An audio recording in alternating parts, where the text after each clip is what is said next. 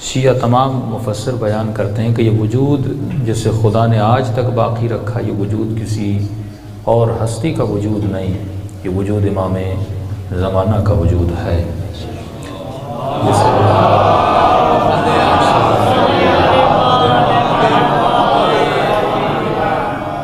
اب اس وجود میں عام انسان کے لیے خیر ہے، برکت ہے، اور خدا نے اس کو باقی بھی اسی لیے رکھا ہے تاکہ انسانیت اس وجود سے خیر لے سکے، برکت لے سکے۔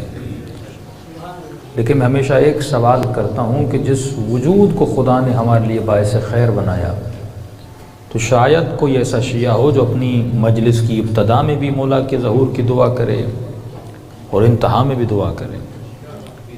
ہم شروع میں بھی کرتے ہیں، اینڈ میں بھی کرتے ہیں، تو اس کا مطلب ہم اس وجود کو مان رہے ہیں، اور خدا یہ کہتا ہے کہ جو بھی اس وجود کو مان لے گا، میں اس کے بدلے میں اس انسان کو ایک چیز عطا کروں گا، اور وہ چیز یہ ہے کہ میں اس کی زندگی میں خیر لاؤں گا،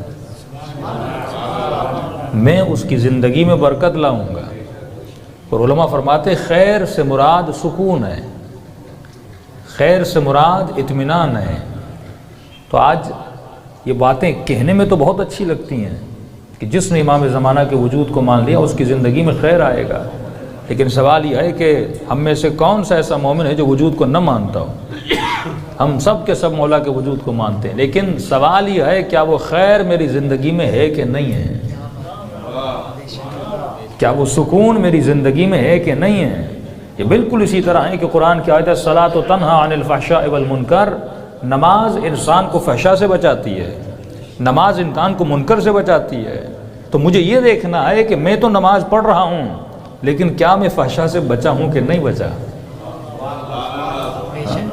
کیا میں منکر سے بچا ہوں کہ نہیں بچا؟ یہ بالکل ایسا ہے کہ ڈاکٹر کہے اگر آپ یہ دوائی کھا لو گے تو آپ کو شفا مل جائے گی، تو آپ پے کرو گے، اس ڈاکٹر کو پیسے دو گے اور دوائی کھاؤ گے، اگر آپ ٹھیک نہیں ہوئے تو اس ڈاکٹر سے پوچھو گے نہیں کہ آپ نے تو کہا تھا میرا بخار ختم ہو جائے گا، میں وزٹ کے لیے بھی آیا، میں نے پیسے بھی دیے، میں نے دوائی بھی کھائی، لیکن میں ٹھیک نہیں ہوا۔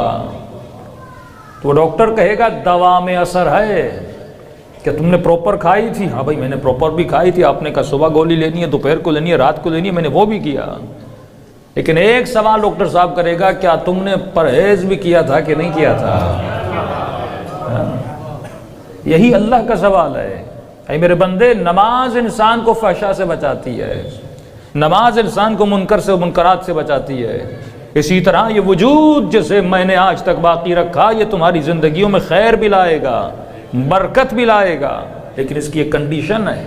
اگر تم اس کنڈیشن پہ عمل کرو تو یہ وجود تمہارے لیے باعث خیر بن جائے گا، اور ایک ایسا سکون کہ انسان رات کو سوئے تو سکون سے سوئے۔ لیکن آج علی کا ماننے والا، علی کا چاہنے والا، اسے راتوں کو نیند نہیں آتی۔ میرے لیے کون سی چیز سکون ہے؟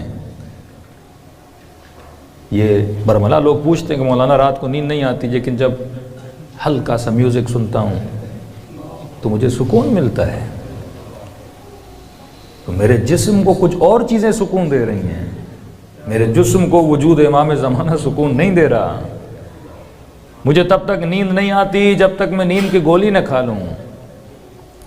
تو اس کا مطلب میں نے زندگی میں کئی اور چیزوں کو سکون بنایا ہوا ہے۔ 10 منٹ کی نماز مجھے سکون نہیں دے رہی۔ کیوں نہیں دے رہی؟ قرآن نے ایک شرط بیان کر دی، فرمایا یہ وجود تمہارے لیے باعث خیر و برکت ہے، لیکن تب باعث خیر و برکت ہے ان کنتم مؤمنین، جب تک تمہارے وجود میں ایمان داخل نہ ہو جائے۔ اب یہ ایمان ہے کیا؟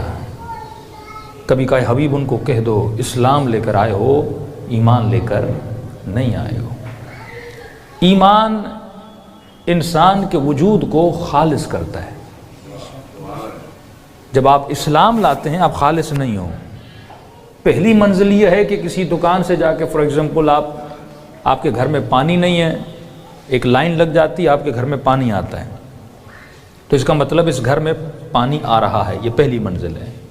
مثال دے کے بیان کرتا ہوں۔ اب جو پانی آ رہا ہے، سوال یہ ہے کہ پانی خالص بھی ہے کہ نہیں ہے۔ ایمان اس پانی کو خالص کرنے کا نام ہے۔ نماز سب پڑھ رہے ہیں، لیکن سوال یہ ہے اس کی نماز خالص ہے کہ نہیں۔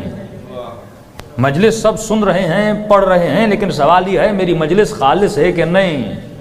آپ کہیں گے مولانا کیا مطلب خالص ہے کہ نہیں ہے؟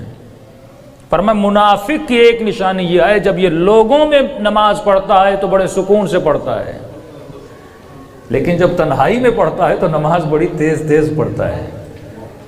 مطلب اس کی نماز لوگوں میں اور ہے، عوام میں اور ہے۔ اسلام تو لایا ہے لیکن پر ابھی تک خالص نہیں ہوا ہے۔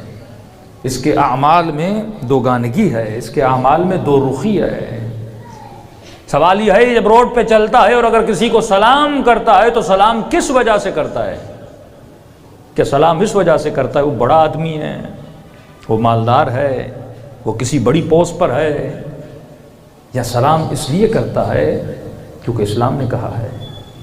اور اگر چار لوگ آتے ہیں یا کسی ایک کے احترام میں کھڑا ہو جاتا ہے، کبھی اس کی چاپلوسی کرتا ہے، ایون اس کے سامنے مسکراتا ہے، اس کی مسکراہٹ کی وجہ کیا ہے؟